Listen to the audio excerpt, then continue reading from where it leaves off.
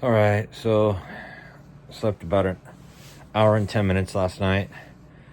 That was brutal, absolutely brutal. But I got tons and tons of work done. So I'm realizing that I don't have any mold issues and I don't have any spore issues, most likely. What I am dealing with is mycotoxins, and the mycotoxins are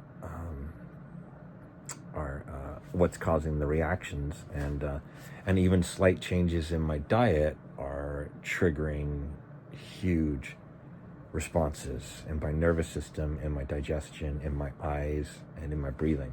So I was having trouble breathing last night. I was on the verge of panic attacks and or anxiety, whatever it is, just a constant state of anxiety. And I closed my eyes and I thought I'd gone to sleep, and I woke up and it was just a few minutes later, and I was just like, oh my word. All I had was the kids.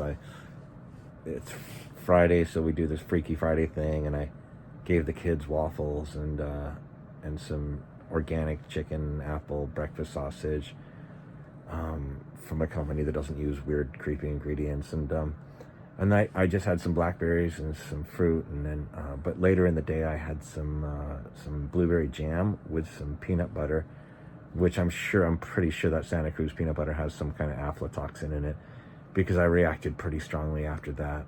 And then I was just craving bread and sweet food. I didn't have any, but I ended up having a slice of pizza, and I think that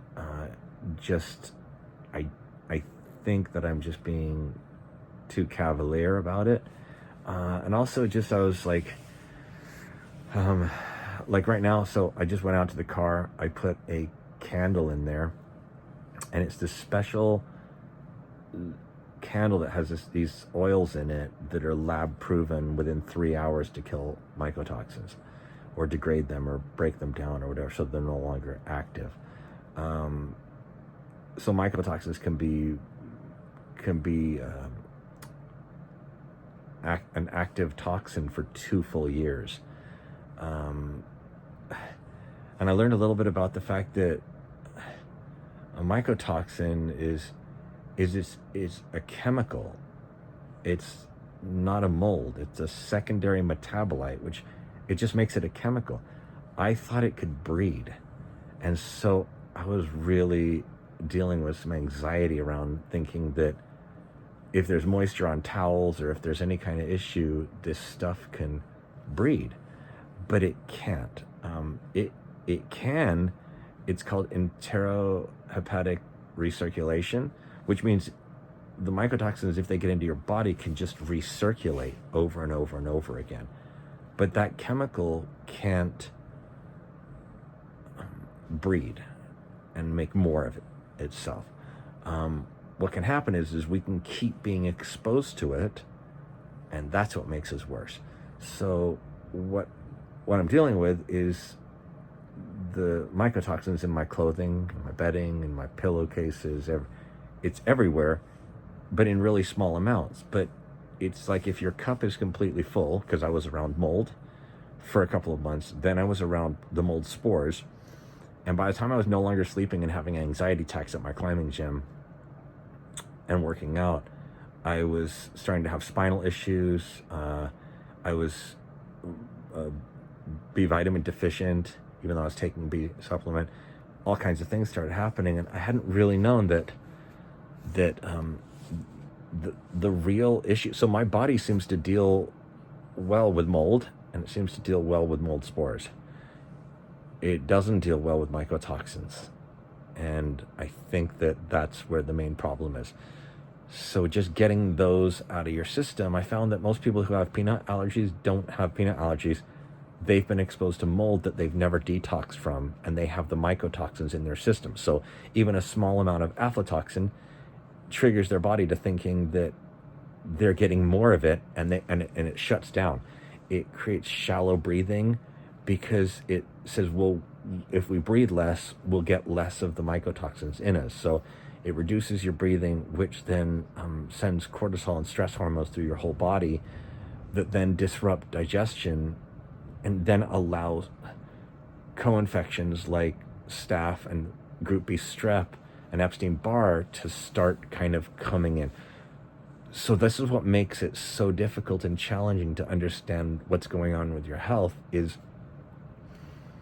mycotoxins deplete your immune system, lower your immune system, and raise inflammation levels so much and put your body on such alert and hypervigilance that you don't end up recognizing whether or not you've gotten away from mold and are healing from it, or if your protocols are working, because all these co-infections and secondary diseases are coming up and starting to kind of flourish in an environment where it's acidic and stressed out. So it's really important at this stage to keep the diet super, super clean and not play games. It's also really important to psychologically know that you're doing everything you can, investing wherever you can, mobilizing any resources you have to get your environment cleaned, your clothing cleaned.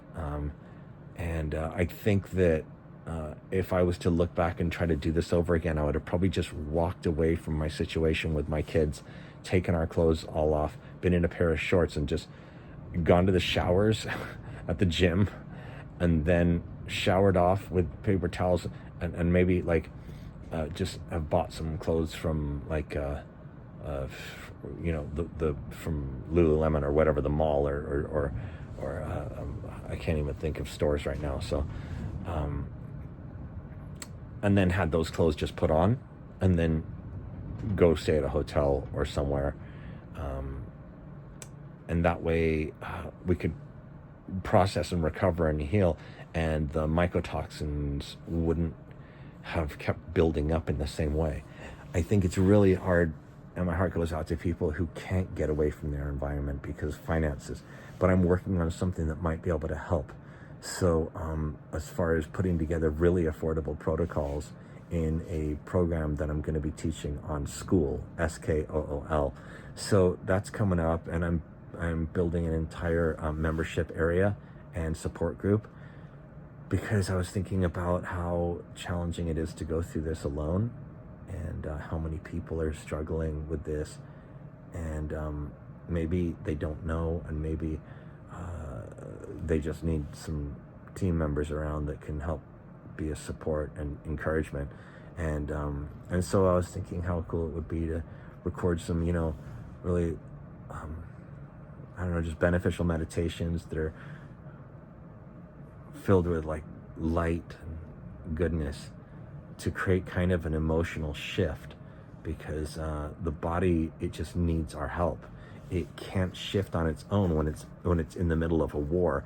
It's kind of like saying to a warrior who's in a battle, calm down, relax. It can't. There's chemical warfare happening inside your body, which gives rise to all these other creepy intruders.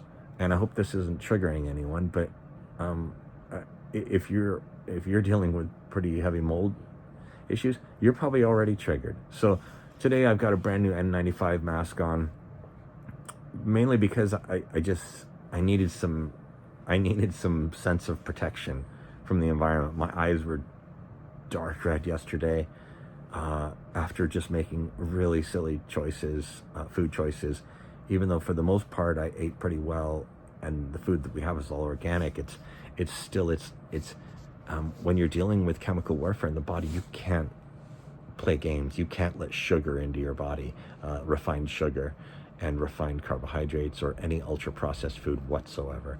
It is an absolute non-negotiable, and I just didn't treat it that way.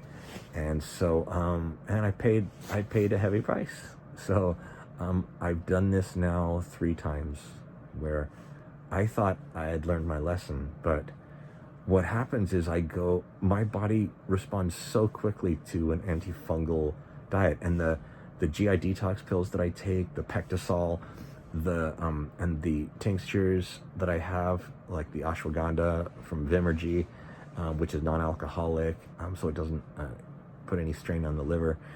all these things, and the nettle leaf, and then I'm also doing hydrosol silver in my eyes and up my nose, which is really a game changer, because I didn't realize how much my sinuses were infected. They were green, flat boogers that were in there and kind of bloody. And sorry to be gross, but maybe some of you guys are dealing with the exact same thing. So anyway, that's all cleared up. My mucus has come back to normal, and a lot of the inflammation in my throat, esophagitis, has gone down, so I'm swallowing better and breathing a little bit better. However, my nervous system's still so triggered that I just didn't sleep at all. So for all those people that didn't sleep at all last night, I love you. I'm sorry you had such a challenging night. I'm with you. And I know it really helps me. I throw on some prayers on YouTube, just different people. I've found some different people. I'm gonna have a resource area where I put a lot of the stuff in it that just helps me get through it. I have 4 kids, and taking care of them all the time, meals and prep and schoolwork, homework, just dropping them off and driving the amount that I drive, and then plus running a couple of businesses. I have a coffee company, superfoods, and all that stuff. And it's I don't know how I'm supposed to function on 1 hour and 10 minutes of sleep. So I'm feeling a little bit overwhelmed. And so for all of you who are suffering out there, we're in it together. You're not alone. And I was thinking about you last night. I was praying for you, and I was praying for your strength. And I spent about 2 hours last night just working on all the blessings that come from being infected with mold and from having mycotoxins and things like that. And it just put me into a completely different state of mind, where I realized that we're a community and of sufferers. And if we come together, we can, the best information that we can pull together can all be concentrated into one community, instead of everyone being by themselves. You can run ideas by different people in the membership group who might have years of experience. This is the second time I've been infected with mold, and it was interesting, but I had a memory of when I was young, and I haven't shared this with anyone. I remember my mom coming home, and I remember smelling a new smell in the room, and it was in my mom's room. And I came in and I said, "What's that smell?" And she said, "I got these lavender potpourri packets because my closet smells so musty and old." And she said, "I think the shower has a leak behind it." But she says, "I've been putting vinegar on it and stuff." And anyway, I remember the smell of musty mold and lavender so well growing up, which means that we were perpetually exposed to it. My mom was exposed to it. And I remember when she went through her, what was, I guess, was menopause.